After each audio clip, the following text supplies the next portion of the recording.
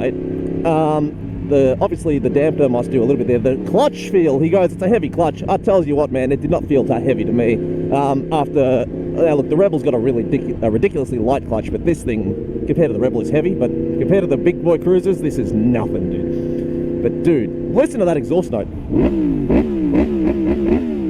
Oh, sex to the eardrums, that is. You can't get over that R1 Crossplane engine. So obviously we're just cruising, but dude, have a look at this thing. I'll have a walk around at the end of it and get old mate to talk about it a little bit. Now I know that you've got the exhaust done, got the nice bar and mirrors.